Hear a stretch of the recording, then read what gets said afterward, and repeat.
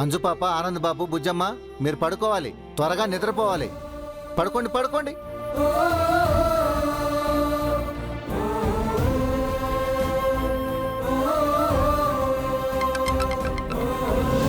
ఇదిగో daddy call చేశాడు. మీరు ఇంకా నిద్రపోలేదు అని తెలిస్తే డాడీ సీరియస్ అవుతాడు. అలా సార్. పిల్లలు పడుకున్నారా రాథోడ్? ఇప్పుడే పడుకోబెడుతున్నాను సార్. పిల్లల్ని యాదమ్మ కప్పచెప్పి నువ్వు త్వరగా హాస్పిటల్కి వచ్చే రాథోడ్. ఏమైంది సార్? ఆకాష్ కిడ్నాప్ అయ్యాడు. కిడ్నాపా?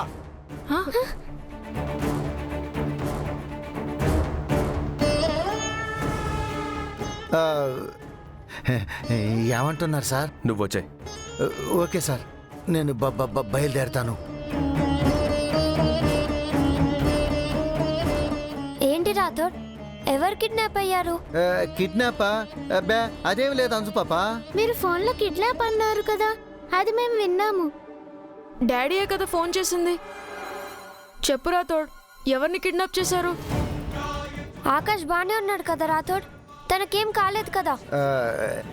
ఆకాష్ బాబుకి ఏం కాలేదు అంజు పాప. మా ఆర్మీకి సంబంధించిన పర్సన్ని కిడ్నాప్ చేశారంట. డాడీ నన్ను అర్జెంటుగా ఆఫీస్కు రమ్మన్నాడు, అంతే. నిజం చెప్పు రాథోడ్. మీకెందుకు అబద్ధం చెబుతాను? ఆర్మీ ఆపరేషన్ కోసం వెళ్తున్నాను. యాదమ్మా, యాదమ్మా. ఏంటి రాథోడ్? చూడు, నేను అర్జెంటుగా బయటికి వెళ్తున్నాను. నువ్వు పిల్లల దగ్గరే ఉండి జాగ్రత్తగా చూసుకో. ఈ టైంలో ఎక్కడికి వెళ్తున్నావు? అన్నీ నీకు చెప్పాలా? నీకు చెప్పిన పని మాత్రమే నువ్వు చేయి. పిల్లలు, యాదమ్మ మీకు తోడుగా ఉంటుంది, మీకేం భయం లేదు. నేను త్వరగా వచ్చేస్తాను. బాయ్ పిల్లలు. చూడు, పిల్లల్ని విడిచి ఎక్కడికి వెళ్ళొద్దు. ఇంత రాత్రి పూట నేనెక్కడికి వెళ్తాను? నాకేం పని? ఏ పనున్నా ఎటు వెళ్ళవద్దు అని చెబుతున్నాను. నేను తిరిగి వచ్చేంత వరకు పిల్లలతోనే ఉండు.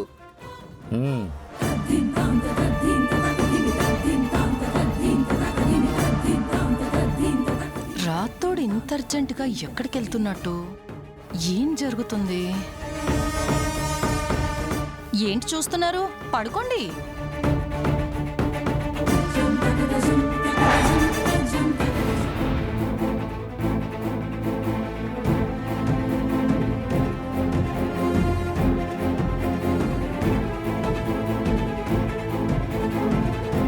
తనే అమర్.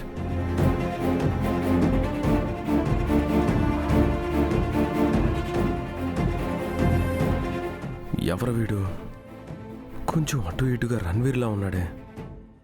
ఫేస్ కనిపించేలా విజువల్స్ ఉన్నాయా? ఉన్నాయి సార్. కొంచెం ఫార్వర్డ్ చేయండి. Okay sir. Freeze.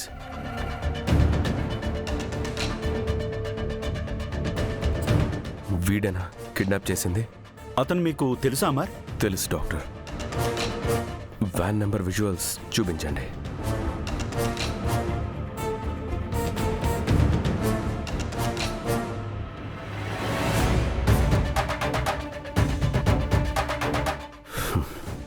Thank you. అతను మీ అబ్బాయిని ఎందుకు కిడ్నాప్ చేశాడు? కనుక్కుంటాను డాక్టర్. వాడు ఆకాష్ని ఎక్కడికి తీసుకెళ్లాడో కనిపెడతాను. Please bring fast. 1 hour back ఆకాష్కి ఇంజెక్షన్ చేశాను. అంటే మీకు ఇంకా 9 hours మాత్రమే టైం ఉంది. ఆ లోపు బాబుని కాపాడి హాస్పిటల్కి తీసుకురావాలి. ష్యూర్ డాక్టర్, టైంకి బాబుని తీసుకొస్తాను.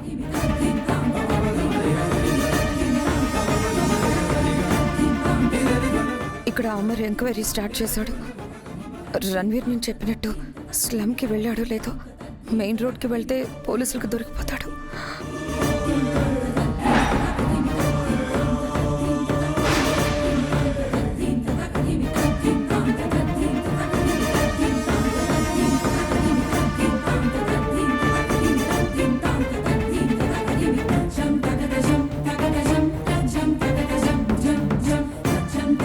నువ్వు ఇక్కడేం చేస్తున్నావు మనోహరి?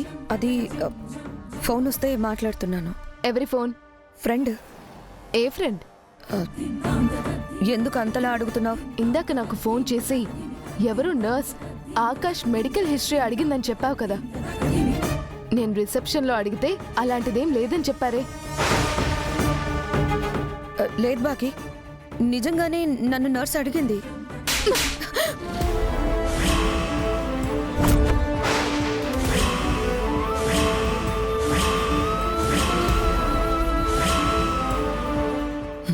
నన్నే కొడతావా? నీకెంత ధైర్యం? నోర్ముయ్, నువ్వు చేసిన పనికి కొట్టడం కాదు, చంపేయాలి. నేనేం చేశాను?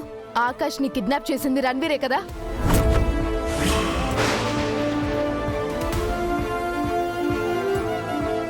వాడికి హెల్ప్ చేసింది నువ్వే కదా?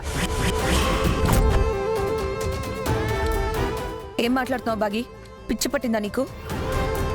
వాడికి నేనెందుకు సాయం చేస్తాను? అబద్ధం చెప్పకు, అంతా నువ్వే చేసావు. నీ గురించి నాకు తెలీదా?